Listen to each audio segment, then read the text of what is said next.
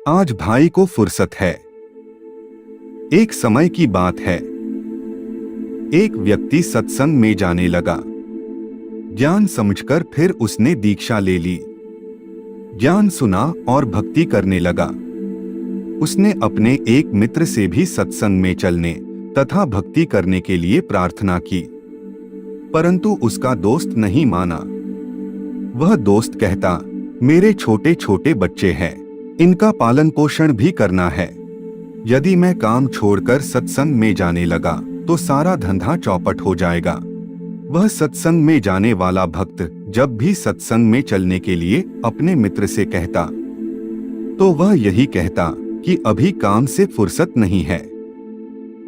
एक वर्ष पश्चात उसके मित्र की मृत्यु हो जाती है तो उसकी अर्थी उठाकर कुल के लोग तथा नगरवासी चले, साथ साथ सैकड़ों नगर मोहल्ले के व्यक्ति भी साथ साथ चले।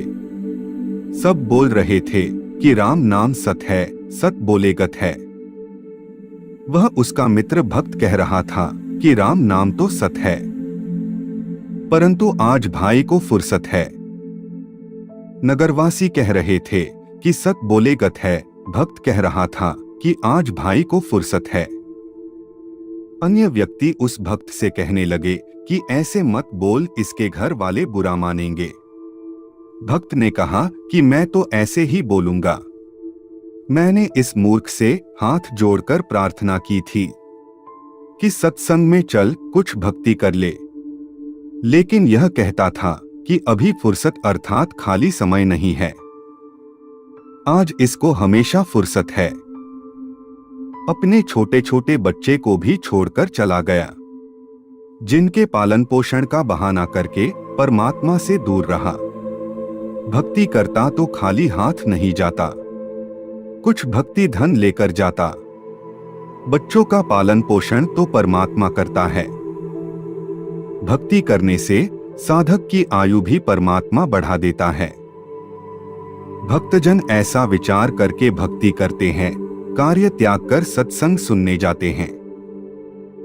अब आप सभी विचार करें कि परमात्मा न करे हमारी मृत्यु हो जाए, फिर हमारे कार्य कौन करेगा?